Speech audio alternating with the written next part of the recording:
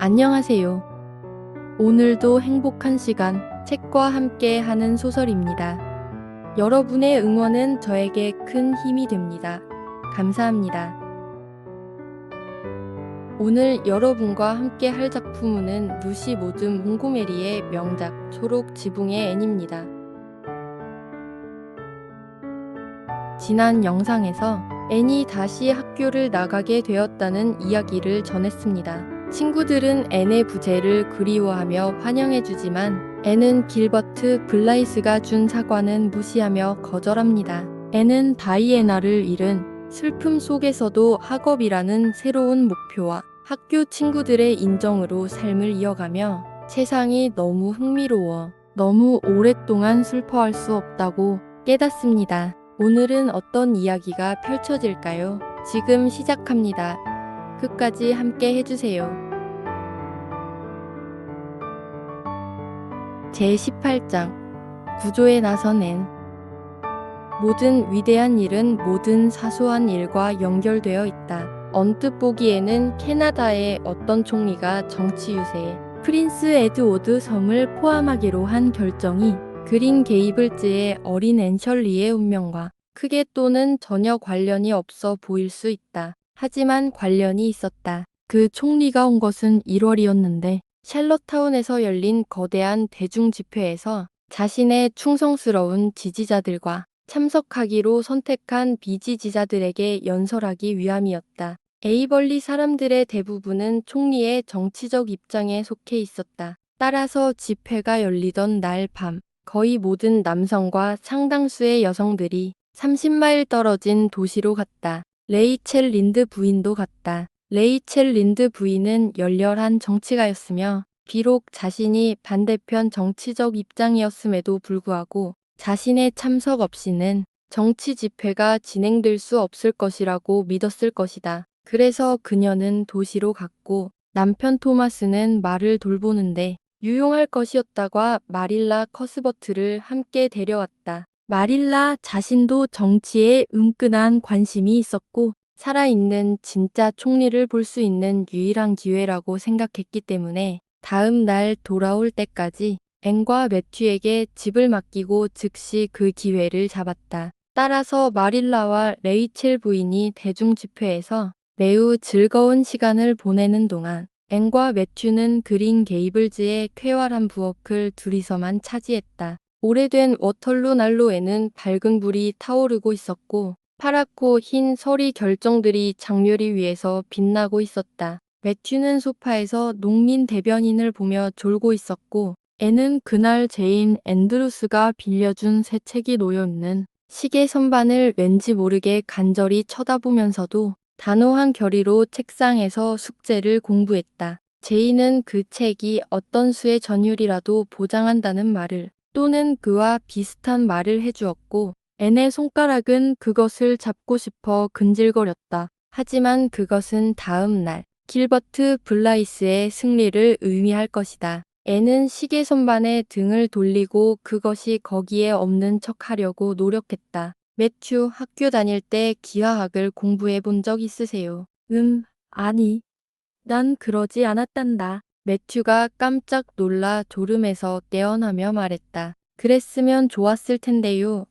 앤이 한숨 쉬었다. 왜냐하면 그럼 저에게 공감해 주실 수 있을 테니까요. 그걸 공부한 적이 없으면 제대로 공감할 수 없잖아요. 기하학이 제 인생 전체를 흐리게 하고 있어요. 저는 그것에 너무 멍청이에요. 매튜, 글쎄, 모르겠구나. 매튜가 달래듯이 말했다. 나는 내가 어떤 것이든 잘할 거라 생각한단다. 필립스 선생님이 지난주 카모디의 블레어 가게에서 내가 학교에서 가장 똑똑한 학생이고 빠르게 발전하고 있다고 말씀하셨어. 빠르게 발전이 바로 그분이 하신 말씀이란다. 테디 필립스를 깎아내리고 좋은 선생님이 아니라고 말하는 사람들이 있지만 나는 그가 괜찮은 사람이라고 생각한단다. 매튜는 앤을 칭찬하는 사람이라면 누구든 괜찮은 사람이라고 생각했을 것이다. 선생님이 글자를 바꾸지 않으신다면 기하학을 더 잘할 수 있을 거예요. 앤이 불평했다. 저는 명제를 통째로 외우는데 선생님이 칠판에 그걸 그리시고는 책에 있는 것과 다른 글자를 넣으셔서 제가 모두 헷갈려요. 저는 선생님이 그렇게 비열한 이점을 취해서는 안 된다고 생각해요. 그렇죠? 저희는 지금 농업을 공부하고 있는데 저는 마침내 도로가 왜 빨간색인지 알아냈어요. 큰 위안이에요. 마릴라와 린드 부인이 어떻게 즐기고 계실지 궁금해요. 린드 부인은 오타와에서 일이 돌아가는 방식 때문에 캐나다가 파멸로 가고 있다고 말하며 이것이 유권자들에게 끔찍한 경고라고 말해요. 그분은 여성들에게 투표권이 허용되면 곧 축복받은 변화를 보게 될 거라고 말해요. 매튜는 어느 쪽에 투표하세요? 보수당. 매튜가 즉시 말했다. 보수당에 투표하는 것은 매튜의 신앙의 일부였다. 그럼 저도 보수당이에요. 앤이 단호하게 말했다. 잘 됐네요. 왜냐하면 길그러니까 학교의 일부 남자아이들은 자유당이거든요. 필립스 선생님도 자유당인 것 같아요. 왜냐하면 프리시 앤드루스의 아버지가 자유당인데 루비 길리스가 남자가 구애할 때는 항상 여자의 어머니의 종교와 아버지의 정치 성향에 동의해야 한다고 말했거든요. 그게 사실인가요? 매튜. 글쎄, 나는 모르겠구나. 매튜가 말했다. 매튜는 구애해 본 적 있으세요? 글쎄, 나는 내가 그랬는지 모르겠구나. 평생 그런 것은 전혀 생각해 본 적이 없는 매튜가 말했다. 애는 턱에 손을 괴고 생각했다. 그거 꽤 흥미로울 것 같아요.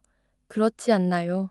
매튜? 루비 길리스는 자기가 잘하면 줄줄이 엄청나게 많은 남자친구를 사귀고 그들이 모두 자기를 미치도록 좋아하게 만들 것이라고 말했어요. 하지만 저는 그건 너무 흥분될 것 같아요. 저는 그냥 제정신인 사람 한 명만 있는 것이 더 좋을 것 같아요. 하지만 루비 길리스는 언니들이 너무 많아서 그런 문제에 대해 아주 많이 알고 있어요. 그리고 린드 부인은 길리슨의 딸들이 불티나게 시집갔다고 말씀하세요. 필립스 선생님은 거의 매일 저녁 프리시 앤드루스를 만나러 가세요. 선생님은 프리시의 숙제를 도와주기 위해서라고 하시지만 미란다 슬론도 퀸즈 아카데미를 준비하고 있고 저는 미란다가 프리시보다 훨씬 더 멍청하기 때문에 도움이 훨씬 더 많이 필요할 거라고 생각하는데 선생님은 저녁에 미란다를 도우러 저녁하지 않으세요. 이 세상에는 제가 잘 이해할 수 없는 일들이 아주 많아요. 매튜. 글쎄, 저도 그것들을 모두 이해하는지는 모르겠구나. 매튜가 인정했다. 저는 숙제를 끝내야 할 것 같아요. 숙제를 끝낼 때까지 제인에게 빌린 그 새 책을 펼치지 않기로 스스로 허락했어요. 하지만 끔찍한 유혹이에요.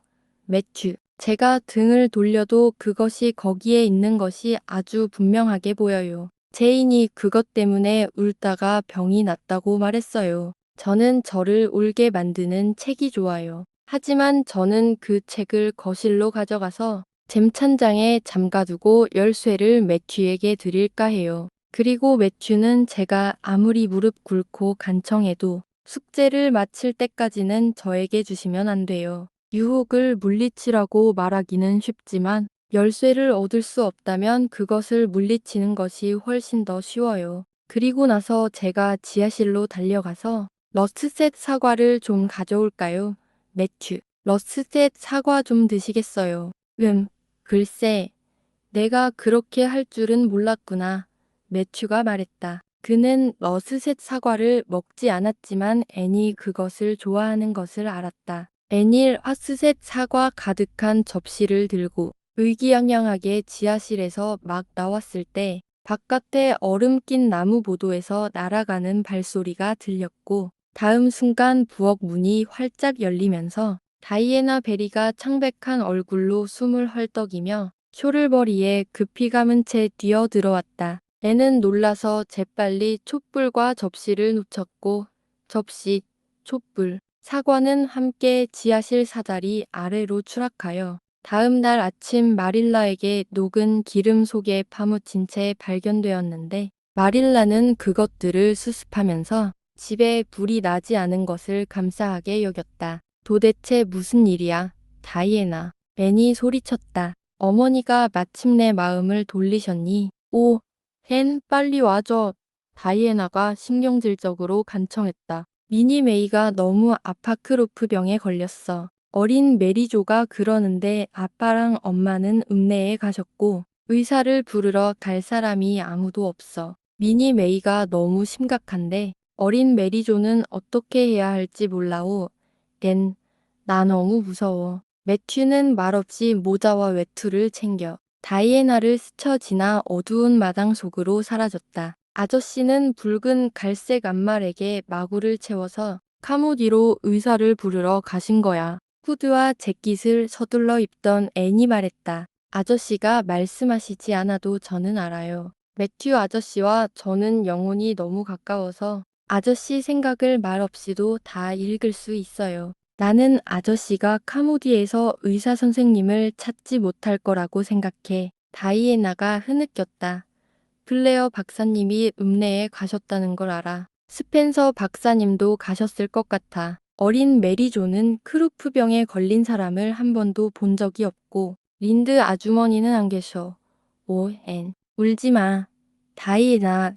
앤이 쾌활하게 말했다. 나는 크루프병에 뭘 해야 할지 정확히 알아. 너는 해먼드 아주머니가 3번이나 쌍둥이를 낳았다는 것을 잊었니? 세상의 쌍둥이를 돌보면 당연히 많은 경험을 얻게 돼. 그 애들은 모두 규칙적으로 크루프병에 걸렸었어. 이펙학 병만 챙길 때까지 기다려 너희 집에는 없을 수도 있어. 자, 이제 가자. 두 작은 소녀는 손을 잡고 서둘러 집을 나섰고 연인의 오솔길을 지나 딱딱하게 얼어붙은 밭을 가로질러 갔다. 눈이 너무 깊어 더 짧은 숲길로는 갈 수 없었기 때문이었다. 애는 미니 메이에게 진심으로 안타까워하면서도 이 상황의 낭만적인 면과 그 낭만을 오랫동안 소원했던 마음이 맞는 친구와 다시 공유하는 달콤함에 결코 무감각하지 않았다. 밤은 맑고 서리가 내렸으며 온통 흑단빛 그림자와 은빛 눈 덮인 비탈이었다.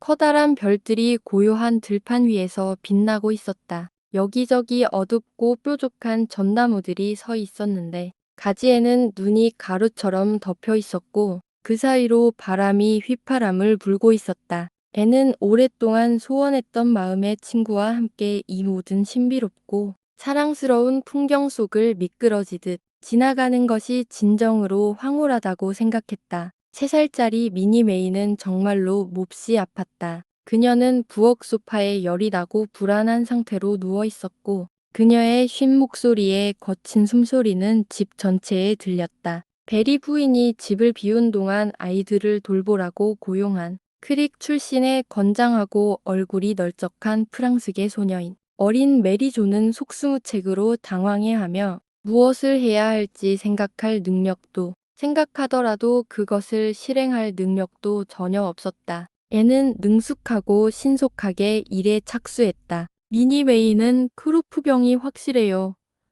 상태가 꽤 안 좋지만 저는 이보다 더 심한 아이들도 봤어요. 우선 뜨거운 물이 많이 필요해요. 다이애나, 주전자에 물이 한 컵밖에 없잖아요. 자, 제가 물을 채웠으니 메리조, 난로에 나무를 좀 넣어주세요. 기분 상하게 하고 싶지는 않지만 저에게는 당신이 상상력만 있었더라도 이전에 이것을 생각했을 수 있었을 것 같아요. 이제 제가 미니 메이 옷을 벗기고 침대에 눕힐게요. 그리고 다이애나는 부드러운 플란넬 천을 좀 찾아봐 주세요. 저는 우선 이펙학을 먹일 거예요. 미니 메이는 이펙학을 순순히 받아들이지 않았지만 애는 새 쌍의 쌍둥이를 돌본 경험이 헛되지 않았다. 그 이펙학은 한 번뿐 아니라 여러 번 넘어갔다. 두 작은 소녀가 고통받는 미니 메이를 밤새도록 길고 걱정스러운 시간 동안 인내심 있게 돌보는 동안 자신이 할 수 있는 모든 것을 하려고 솔직하게 쓰던 어린 메리조는 활활 타오르는 불을 유지하고 크루프병에 걸린 아기 병원에서 필요했을 것보다 더 많은 물을 데웠다. 매튜가 의사를 데리고 온 것은 새벽 3시였다. 그는 의사를 찾기 위해 스펜서베일까지 가야 했기 때문이다. 하지만 긴급한 도움이 필요한 시점은 지났다. 미니메이는 훨씬 나아졌고 깊이 잠들어 있었다. 저는 절망하여 포기할 뻔했어요.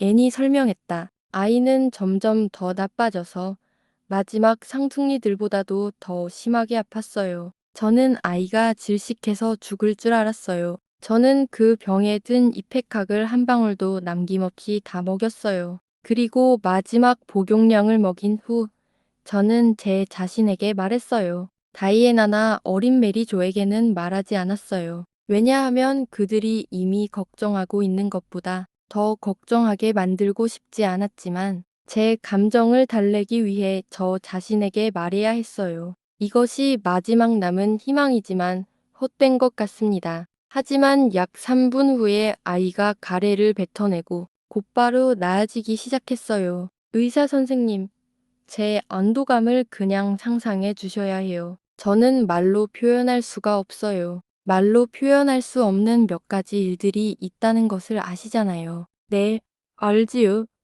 의사가 고개를 끄덕였다. 그는 앤을 바라보며 그녀에 대해 말로 표현할 수 없는 몇 가지 생각을 하는 것 같았다. 하지만 나중에 그는 그 생각들을 베리 씨 부부에게 표현했다. 커스버트 씨 댁에 있는 그 작은 빨간 머리 소녀는 정말 영리한 아이예요. 제가 장담컨대 그 아이가 아기의 생명을 살렸어요. 제가 도착했을 때는 너무 늦었을 테니까요. 그 아이는 그 나이의 아이에게서는 정말 놀라운 솜씨와 침착함을 가지고 있는 것 같더군요. 그 아이가 저에게 상황을 설명할 때 그 눈빛이란 정말 대단했어요. 애는 잠을 자지 못해 눈은 침침했지만 멋지고 하얗게 설이 내린 겨울 아침에 집으로 돌아왔다. 그들은 길고 하얀 밭을 가로질러 연인의 오솔길 단 풍나무들의 반짝이는 요정 아치 아래를 걸으면서도 매튜에게 지칠 줄 모르고 이야기했다. 오, 매튜, 정말 멋진 아침 아닌가요? 세상이 마치 하나님이 자신의 기쁨을 위해 방금 상상해낸 것처럼 보이지 않나요? 저 나무들은 제가 입김으로 후하고 불면 날아갈 것 같아요. 저는 하얀 소리가 있는 세상에 살고 있어서 너무 기뻐요. 그렇지 않나요? 그리고 해먼드 아주머니가 결국 새 쌍의 쌍둥이를 낳아서 너무 기뻐요. 만약 그러지 않았다면 제가 미니 메이에게 무엇을 해야 할지 몰랐을 수도 있었을 거예요. 제가 쌍둥이를 낳은 해먼드 아주머니에게 화를 냈던 것을 정말 후회해요. 하지만 매튜, 전 너무 졸려요. 학교에 갈 수 없을 것 같아요. 눈을 뜰 수 없을 것 같고 너무 멍청하게 행동할 거예요. 하지만 집에 있기는 싫어요. 길다른 아이들이 반에서 1등을 차지할 테니까요. 다시 올라가는 것은 너무 힘들어요. 물론 더 힘들수록 다시 올라섰을 때 더 큰 만족감이 있기는 하지만요. 그렇지 않나요? 글쎄, 네가 잘 해낼 수 있을 거라 생각한단다. 매튜는 앤의 창백한 작은 얼굴과 눈 밑에 짙은 그림자를 보며 말했다. 너는 그냥 바로 가서 푹 자렴. 내가 모든 집안일을 할게. 앤은 그에 따라 잠자리에 들었고 길고 깊게 잠들어 하얗고 장밋빛으로 물든 겨울 오후가 되어서야 깨어나 부엌으로 내려왔다. 그 사이에 집에 도착한 마릴라가 뜨개질을 하고 앉아 있었다. 오, 총리를 보셨어요. 앤이 즉시 외쳤다. 마릴라, 그분은 어떻게 생기셨어요? 그분은 외모 덕분에 총리가 된 건 아닐 거다. 마릴라가 말했다. 그분 코는 정말. 하지만 연설은 잘하시더구나. 나는 보수당인 것이 자랑스러웠어. 레이첼 린드는 물론 자유당이라서 그분을 전혀 좋아하지 않았지. 내 저녁 식사는 오븐에 있고 찬장에서 파란 자두 보존식품을 좀 가져다 먹으렴. 배가 고플 것 같구나. 매튜가 어젯밤 일에 대해 내게 말해주었어. 네가 뭘 해야 할지 알고 있었다는 것이 참 다행이다. 나는 크루프병에 걸린 경우를 본 적이 없어서 전혀 몰랐을 거야. 자, 이제 저녁 식사를 마칠 때까지는 이야기하지 마라. 내 표정을 보니 할 말이 잔뜩 쌓여 있는 것 같지만 그 말들은 기다려줄 거다. 마릴라는 앤에게 할 말이 있었지만 바로 그때 말하지는 않았다. 왜냐하면 그렇게 하면 앤이 흥분한 나머지 식욕이나 저녁 식사와 같은 물질적인 문제에 영역에서 완전히 벗어나 버릴 것이라는 것을 알았기 때문이다. 애니 파란 자두 보존식품을 다 먹은 후에야 마릴라가 입을 열었다. 앤, 오늘 오후에 베리 부인이 왔었단다.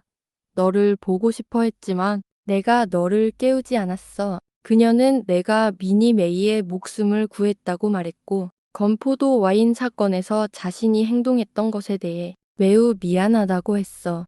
그녀는 내가 다이애나를 일부러 취하게 하려던 것이 아니었다는 것을 이제 안다고 말했고, 네가 자신을 용서하고 다이애나와 다시 좋은 친구가 되기를 바란다고 했단다. 내가 원한다면 오늘 저녁에 건너가도 돼. 다이애나는 어젯밤 심하게 감기에 걸려서 문 밖으로 나갈 수 없다는구나. 자, 앤셜리, 제발 흥분해서 날뛰지 마라. 이 경고는 불필요해 보이지 않았다. 앤이 벌떡 일어났을 때의 표정과 태도는 너무나 고양되고 공중에 떠 있는 듯했으며 그녀의 얼굴은 영혼의 불꽃으로 환하게 빛나고 있었다. 오, 마릴라.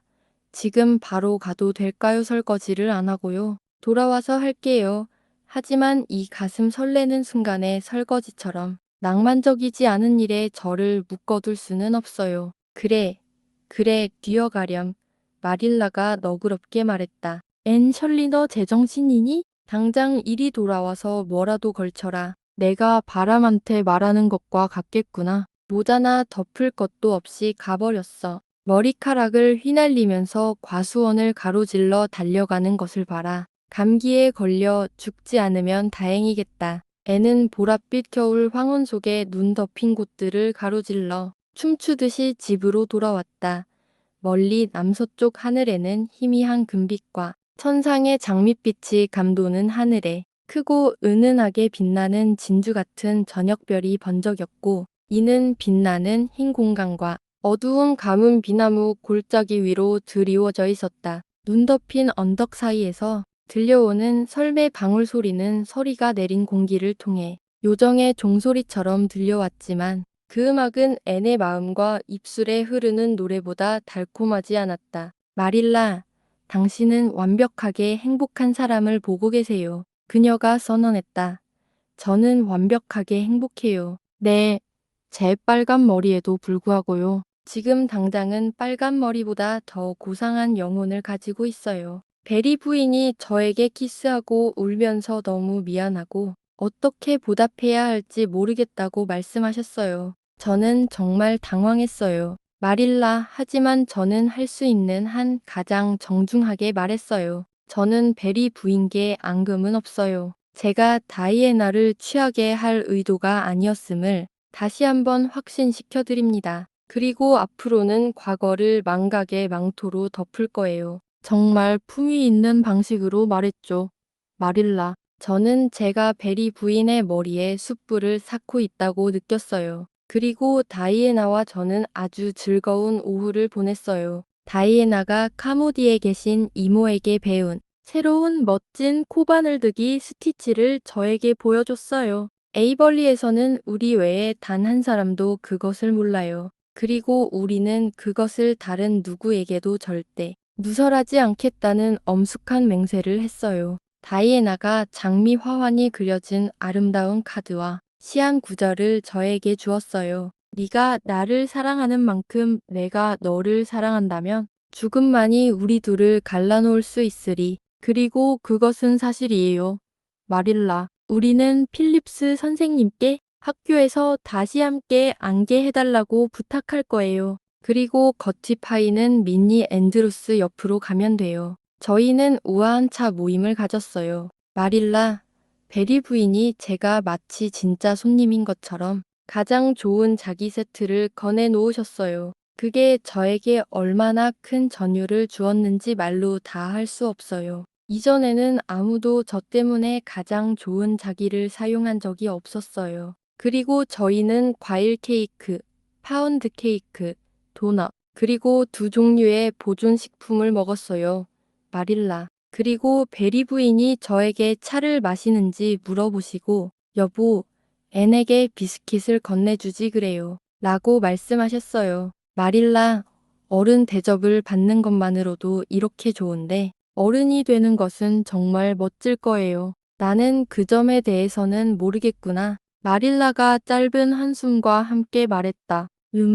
어쨌든 제가 어른이 되면 낸이 단호하게 말했다. 저는 항상 마치 그들도 어른인 것처럼 어린 소녀들에게 말할 거예요. 그리고 그들이 어려운 단어를 사용할 때 절대로 웃지 않을 거예요. 저는 그것이 사람의 감정을 얼마나 상하게 하는지 슬픈 경험을 통해 알아요. 차를 마신 후에 다이애나와 저는 태피를 만들었어요. 태피는 별로 좋지 않았을 거예요. 아마 다이애나와 저 둘 다 전에 만들어 본 적이 없기 때문일 거예요. 다이애나가 접시에 버터를 바르는 동안 제가 그것을 젖도록 남겨두셨는데 제가 잊고 타게 해버렸어요. 그리고 나서 식히려고 마루 위에 놓았을 때 고양이가 접시 하나 위를 걸어 다녀서 그것은 버려야 했어요. 하지만 태피를 만드는 과정은 정말 재미있었어요. 그러고 나서 제가 집에 올 때 베리 부인이 자주 오라고 부탁하셨고 다이애나는 창가에 서서 연인의 오솔길까지 가는 내내 저에게 키스를 날려주었어요. 마릴라, 제가 오늘 밤은 기도해야 할 것 같은 기분이고 이 특별한 경우를 기념하여 아주 특별한 새 기도를 생각해낼 거예요. 베리 부인이 앤을 오해했던 것에 대해 사과를 하고 다시 다이애나와 시간을 보낼 수 있게 된 앤의 모습을 보면서 정말 우정이란 이런 설렘이구나 하는 생각을 해봅니다. 오늘 이야기 여기까지입니다. 끝까지 함께 해주셔서 감사드립니다.